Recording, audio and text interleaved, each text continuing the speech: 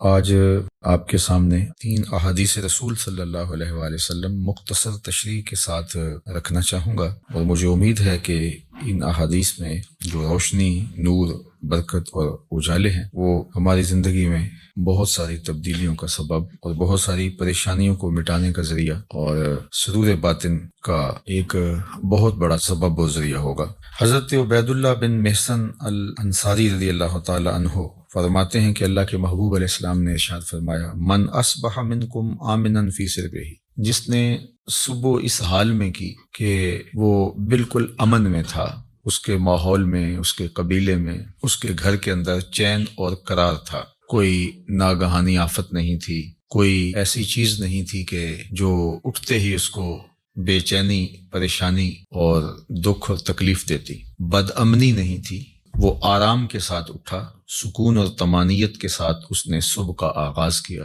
معافن فی جسدہ، اور اس کے جسم کو کوئی بیماری نہیں تھی، اللہ نے اس کو عافیت سے رکھا، وہ صحت کے ساتھ اور امن کے ساتھ بیدار ہوتا ہے۔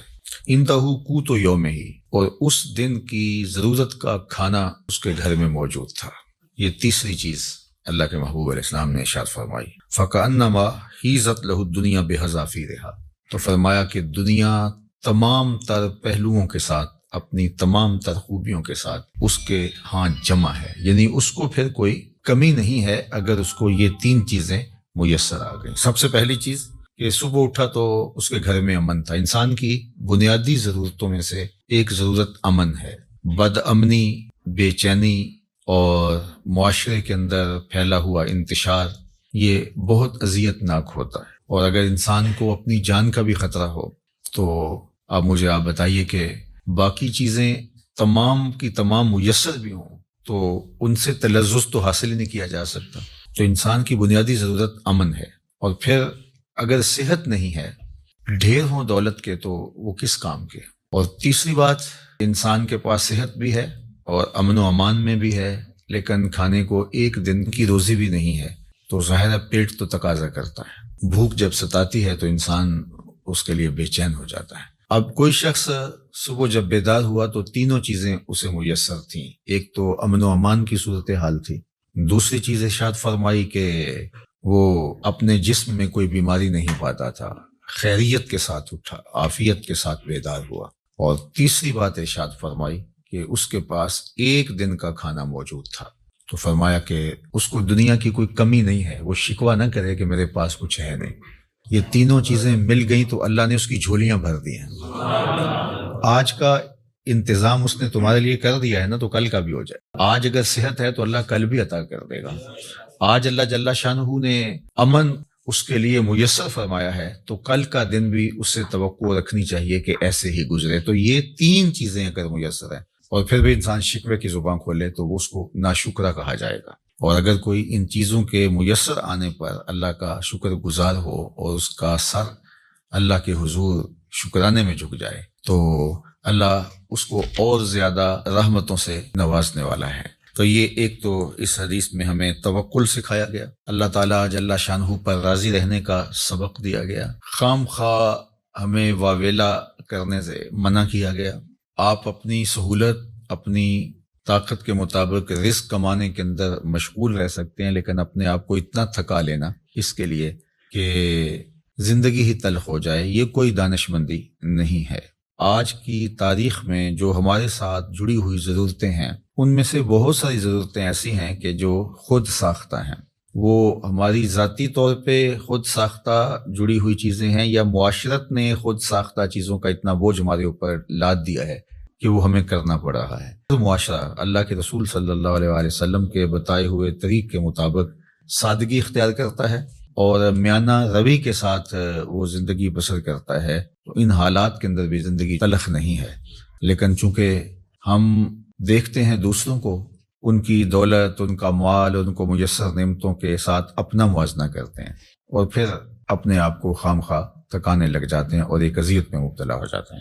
تو فرمایا کہ جس کو اس حال میں صبح ملی کہ وہ امن و امان میں تھا، اس کے جسم کو کوئی بیماری نہیں تھی، اور اس کے پاس اس دن کا کھانا موجود تھا، تو اللہ تعالیٰ نے گویا اس کو دنیا کی ساری نعمتیں عطا کر دی ہیں۔ یہ نصیب ہو گیا تو وہ اللہ کا شکر بجا لائے۔ حضرت عبداللہ بن عمر بن عاص رضی اللہ تعالیٰ عنہ سے مروی ایک روایت جو امام مسلم نے اپنی سند کے ساتھ روایت فرمائی ہے کہ ان رسول اللہ صلی اللہ علیہ وآلہ وسلم قال، اللہ کے محبوب علیہ الصلوۃ والسلام نے ارشاد فرمایا، قد افلح من اسلم، فلاح اس نے پائی جس کو اسلام کا نور نصیب ہو گیا۔ سب سے بڑی دولت جو ہمیں اس دنیا کے اوپر عطا کی گئی ہے وہ ایمان کی دولت ہے، اور سب سے بڑی دولت جو ہمیں آخرت میں عطا کی جائے گی وہ دیدار الہی ہے۔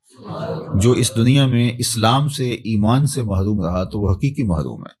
ہوا میں اڑے، چرخ پہ جھولے، دنیا کی ساری مال و دولت کا مالک بن جائے اور عالی منصبوں کے اوپر فائز المرام رہے، دنیا اس کو سیلوٹ کرے، عزت وقار کی مسند پہ بیٹھا ہو، دنیاوی اعتبار سے وہ ہواؤں میں اڑتا پھرے، لیکن اگر اس کا سینہ ایمان کے نور سے خالی ہے، کوڑی مول نہیں اس کا، تو سب سے بڑی دولت اس دنیا کے اوپر جو حضرت انسان کو دی گئی ہے وہ اسلام ہے، ایمان کی دولت ہے۔ تو اللہ کے محبوب نے فرمایا قد افلح من اسلم، فلاح اس نے پائی جس کو اسلام مل گیا۔ اللہ اکبر، یہاں لفظ جو استعمال کیا گیا ہے وہ افلح ہے، یعنی وہ کامیاب ہوا۔ فلاح کا لفظ جو ہے یہ بہت جامع لفظ ہے، اور ہم سب لوگ اس لفظ سے اچھی طرح آگاہ ہیں، شناسا ہیں۔ ہر روز ہمیں ہر نماز کے لیے پکاری گئی اذان میں 2 مرتبہ دعوت فلاح دی جاتی ہے، حی علی الصلاح، حی علی الفلاح۔ تو ہمیں کامیابی کی طرف بلایا جاتا ہے، اور فلاح دنیا اور آخرت دونوں جہانوں کی کامیابی کے لیے بولا جاتا ہے۔ تو دنیا میں بھی وہ سرخرو اور کامیاب ہو گیا، اور آخرت میں بھی سرخرو اور کامیاب ہو گیا۔ کون؟ جس کو اسلام کا نور دیا گیا۔ اور اس کے مقابلے میں کافر نقصان میں ہے، اس نے فلاح نہیں پائی، چاہے اس نے دولت کے جتنے مرضی ڈھیر جمع کر لیے، تو وہ خسران میں ہے، فلاح میں نہیں ہے۔ وَقَانَ رِزْقُهُ كَفَافًا، تو اس کو اسلام ملا، اور دوسرا اس کے پاس گزارے کا رزق میسر تھا، اس کی ضرورت اس سے پوری ہو رہی تھی، وہ فاقوں سے مر نہیں رہا تھا، اس کی ضرورتیں پوری ہو رہی تھی، اس کا بدن برہنہ نہیں تھا، بدن ڈھانپنے کے لیے کپڑے میسر تھے، پرانے سے ہی، بہت مہنگے نہیں، واجبی سے ہی صحیح، اس کو جو ضروریات زندگی ہے وہ میسر ہیں، اور گزارے کا رزق اللہ تعالیٰ نے اس کو عطا کر دیا ہے۔ یہ 2 چیزیں ہوں، اسلام کی دولت اور گزارے کا رزق۔ اب تیسری بات کیا فرمائی؟ وَقَنَّعَهُ اللَّهُ بِمَا آتَاهُ، اللہ جل شانہ نے اس کو یہ جو عطا کیا ہے اس پر وہ مطمئن ہے، اور اس پر وہ قناعت کرتا ہے، اس پر وہ راضی ہے کہ مالک تو نے مجھے جس حال میں رکھا ہے میں واہ خوش ہوں اس پر۔ اللہ، ایسا شخص کامیاب ہو گیا، یعنی ایمان کا نور نصیب ہے، اسلام کی دولت میسر ہے، اور ضرورت کی روزی اس کو نصیب ہو جاتی ہے، اور اس پر وہ راضی بھی ہے، اس پر وہ قانع بھی ہے، خوش ہے کہ مالک میں تیری تقسیم پہ راضی ہوں۔ اللہ سے زیادہ کی اگر وہ طلب کرے اور کوشش اور سعی کرے تو شریعت اس سے بھی نہیں روکتی، لیکن جتنا اس نے عطا کر رکھا اس میں بھی تو راضی رہے، اس میں بھی تو خوش رہے۔ اگر نہیں خوش رہے گا تو کیا کرے گا؟ اللہ نے تو جو مقسوم اس کے لیے کیا ہے، جو لکھا ہے وہی ملے گا اس کو، تو اب الٹی چھلانگے بھی لگائے تو کچھ نہیں کر سکتے۔ تو وہ کوشش کرے، اللہ سے دعا مانگے، اس کی ضرورتیں بڑھ رہی ہیں تو وہ کہے مالک میری ضرورتیں بڑھ رہی ہیں تو مجھے اس کے لیے اپنی جناب سے رزق بھی وسیع عطا کر دے، تو اس میں کوئی حرج نہیں ہے، اس کے لیے اپنے کام کو، کاروبار کو پھیلانے کی سعی کرے، کوشش کرے، لیکن اپنے اوپر مسلط نہ کر لے۔ یہ اس کے ذہن، دل، دماغ میں ہونا چاہیے کہ مالک جہاں تو مجھے رکھے گا میں رہوں گا وہاں راضی، لیکن تو کرم کر کے مجھے اور زیادہ عطا کر دے۔ تو پھر وہ جس حالت میں ہے اس حالت میں بھی خوشی کے ساتھ زندگی بسر کر رہا ہوگا، اور اللہ اس کی حالت اگر بہتر فرما دے تو اس میں بھی اس کو خوشی اور شکر کی کیفیت نصیب ہوگی۔ اور اگر وہ قناعت کا نور نہیں پائے گا تو وہ جس حالت میں ہے اس حالت کے اندر بھی وہ دکھی، پریشان، ہر وقت ٹینشن میں ہوگا۔ اور اگر اس کو زیادہ بھی عطا کر دیا گیا تو یہ جو بیماری اس کو لگ گئی، ناشکری کی، ہر وقت عدم اطمینان کی، وہ آگے چلا گیا، میں بہت پیچھے رہ گیا ہوں، تو آگے تو بہت سارے لوگ ہیں، تو وہ کبھی بھی اس مرض سے چھٹکارا نہیں پا سکے گا۔ کروڑ پتی بھی ہو جائے گا، ارب پتی بھی ہو جائے گا، لیکن اس کے نفس کی کمینگی ختم نہیں ہوگی۔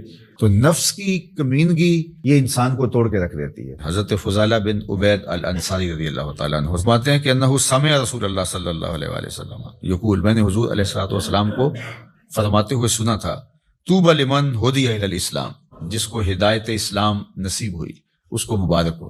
ایک تو طوبہ سے حضور نے مبارک دی، اور شارحین نے لکھا ہے کہ طوبہ جنت کا درخت بھی ہے، تو حضور نے فرمایا اس کو جنت کا وہ درخت نصیب ہوگا۔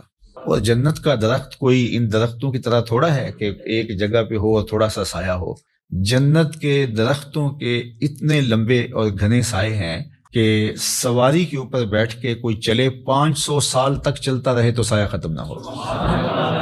تو جس کو جنت میں ایک درخت بھی مل گیا تو اس کو جاگیریں مل گئیں، اللہ اکبر. اور جس کو پھر باغات ملیں گے تو اس کی پھر کیا نعمتیں ہیں. تو حضور نے فرمایا طوبیٰ، یعنی ایک تو اس کو جنت کا درخت طوبیٰ نصیب ہو، یا پھر اس کو مبارک ہو لمن ہدی الی الاسلام، جس کو ہدایت اسلام دی گئی. وکانا عیشہ کفافن، اور اس کی زندگی کفایت کی تھی، جو ضرورت تھی اس کی وہ ہی پوری ہو رہی تھی، بس گزارا ہو رہا تھا. محتاج نہیں ہوا تھا، کسی کے آگے ہاتھ پھیلانے کی نوبت نہیں آئی تھی، لیکن بہت زیادہ بھی نہیں تھا، بس گزر اوقات ہو رہی. وقنّا، اور اس پہ وہ مطمئن بھی تھا.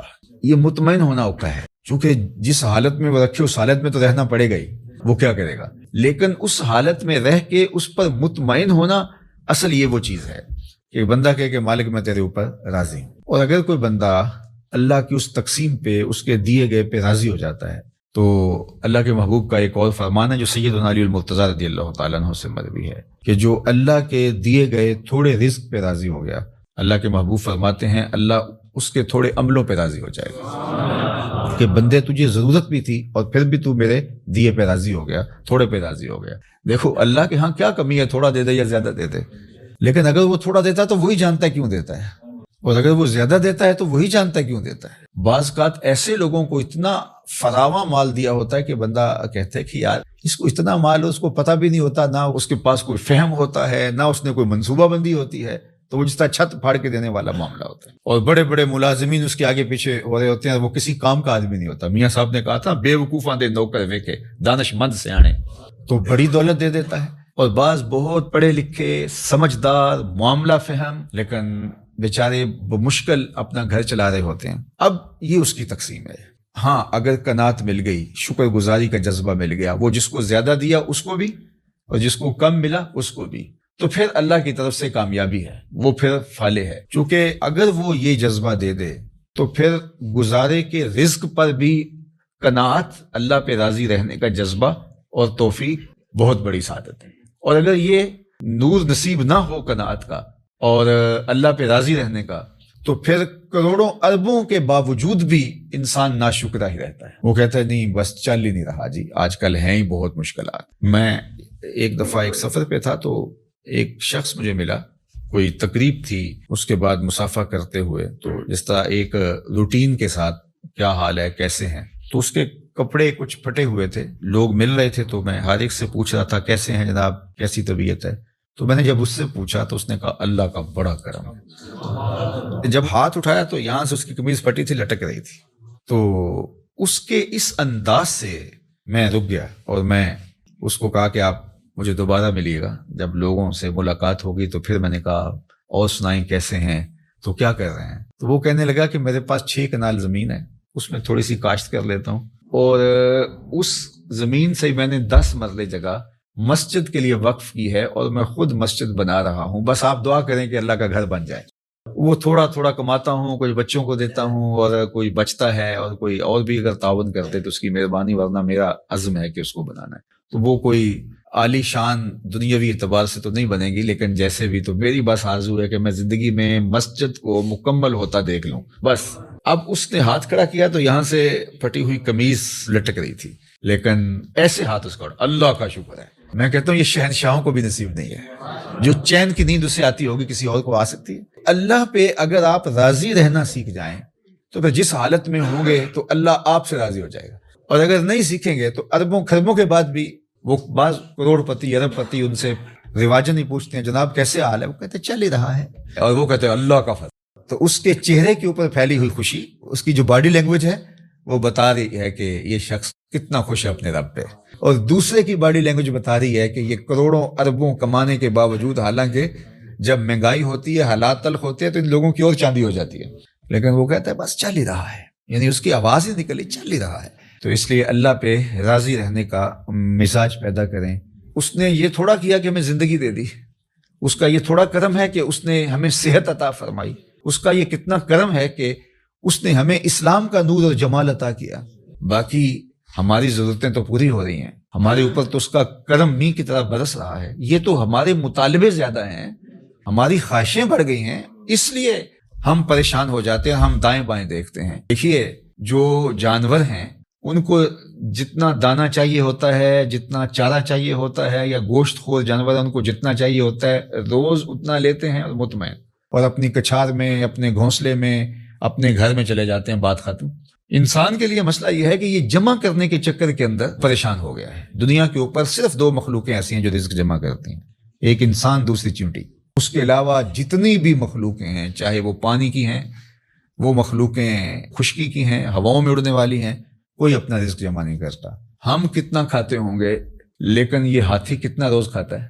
بڑی مچھلیاں، وہیل مچھلیاں ہیں، یہ اتنا کھاتی ہیں ٹنوں کے حساب سے، اور اللہ اس پانی میں ان کے لیے وہ میسر فرما رہا ہوتا ہے۔ یہ ہنس پرندہ جو ہے یہ خالص سچے موتی کھاتا ہے، اور دنیا کے اندر لاکھوں کروڑوں ہنس پائے جاتے ہیں، اور اللہ روزانہ پیٹ بھرنے کے لیے ہر ایک کو سچے موتی فراہم فرماتا ہے۔ تو ہم تو خام خواہ پریشان ہو گئے۔ ہاں، ہمیں سائی کرنے کا کہا گیا ہے، محنت کرنے۔ وہ پرندہ بھی اڑ کے جاتا ہے، شیر بھی اپنی کچھار سے نکل کے شکار کرتا ہے، سائی وہ بھی کرتا ہے۔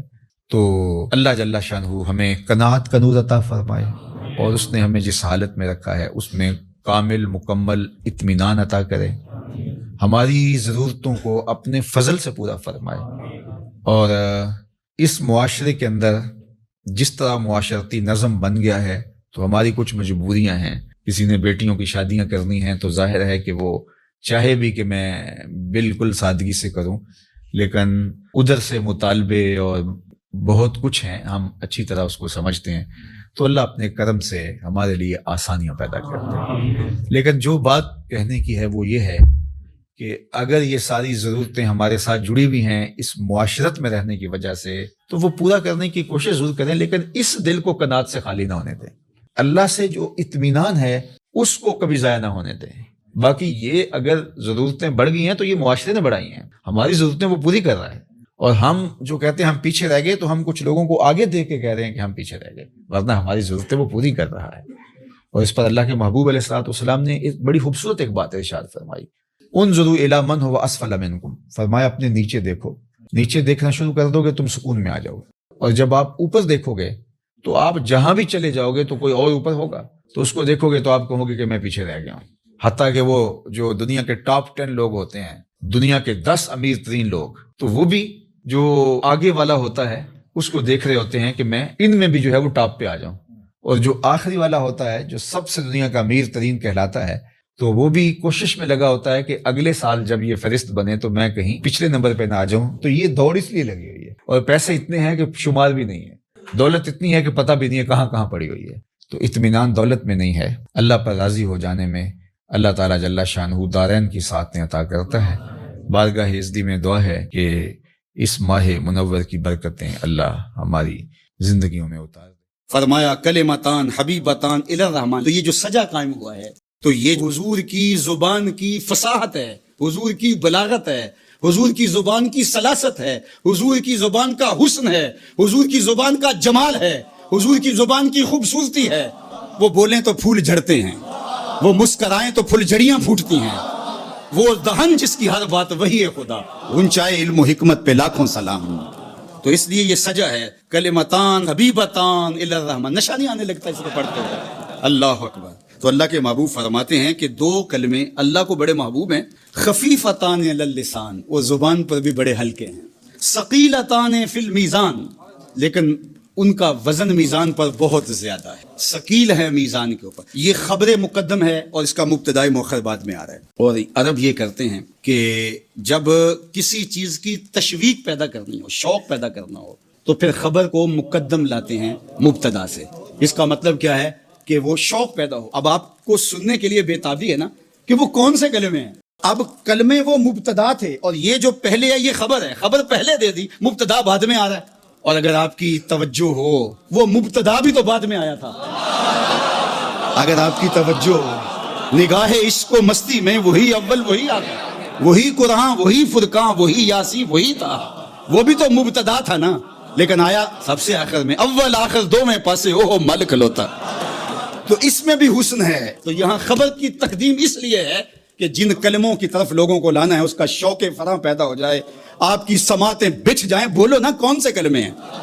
جس کے لیے 1 گھنٹے سے تقریر کر رہے ہیں، جس کے لیے انہوں نے عبارت پڑھی ہے، جس کے لیے یہ محفل سجی ہے، شوق فراواں دل میں پیدا ہو گیا. بولو نا وہ کلمے کون سے ہیں؟ سر مستی صحبائے بطحا بھی بڑی شے ہے. ذرا صحبائے بطحا کی مستی اور اس کا رنگ اور اس کا آہنگ اور اس کا جمال، پھوٹتا نور، اجالے، روشنیاں، ضیائیں، اس کے دامن سے نکلتی ہوئی شعائیں ذرا ملاحظہ کیجیے. کلمتان حبیبتان الی الرحمن، 2 کلموں میں اتنی شان رکھ دی کہ اللہ کو محبوب ہے. تو علماء نے کہا کہ کلمے بھی محبوب ہیں اور کلمے بولنے والا بھی محبوب ہے. تو حبیبتان اگرچہ یہ صفت ہے کلمتان کی، لیکن جو ان کلموں کا قائل ہوگا، ان کلمات کا تلفظ کرے گا، ان کو بولے گا، تو وہ بھی اللہ کی محبوبیت کے دائرے میں آ جائے گا. اللہ اکبر. تو سوال یہ اٹھا کہ 2 کلموں سے اللہ کی محبوبیت کے دائرے میں آ گئے. کہا وہ رحمان جو ہے. اللہ اکبر. وہ رحمان جو ہے، جب رحمان ہے تو پھر وہ یہ نہیں دیکھتا تم نے کیا کیا، وہ دیکھتا اسے پسند آ جائے. جو پیا من بھائے وہی سہاگن، جو پیا من بھائے وہی سہاگن. کوئی ایک ادا بھی لگ جائے نظر میں تو کہا اس لیے ان کلمات کو اللہ نے محبوب بنا دیا اور کلمات کے قائل محبوب بن گئے، اس لیے کہ وہ رحمان ہے اور رحمان کو 2 کلموں سے ہی تم پسند آ جاتے. اللہ اکبر. خفیفتان علی اللسان، زبان پر بہت ہلکے ہیں. اب یہ خفیفتان علی اللسان یہ تو آپ ابھی دیکھ لیں گے، بس تھوڑے لمحے باقی رہ گئے. لیکن حبیبتان الی الرحمن یہ نظارہ کچھ تم دنیا میں بھی دیکھ سکتے ہو، کچھ آخرت میں بھی دیکھ. یہ نظارے دونوں جہانوں میں ہیں، کیونکہ اس کے پڑھنے سے، تلاوت سے تمہیں محسوس ہوگا کوئی ہم سے پیار کرتا ہے، کوئی ہم کو دیکھ رہا ہے محبت کی نظر سے. آپ کو یہ محسوس ہونے لگے گا. یعنی حبیبتان الی الرحمن کے جلوے ادھر بھی ہیں اور ادھر بھی ہیں. خفیفتان علی اللسان کے جلوے آپ کو ادھر ہی دکھائی دیں گے، اور ثقیلتان فی المیزان اس کے جلوے آپ کو ادھر ہی جا کے دکھائی دیں گے. پھر پتہ چلے گا وزن کتنا ہے ان کا. اب وہ 2 کلمے کون سے ہیں؟ سبحان اللہ و بحمدہ سبحان اللہ العظیم، سبحان اللہ و بحمدہ سبحان اللہ العظیم، سبحان اللہ و بحمدہ سبحان اللہ العظیم.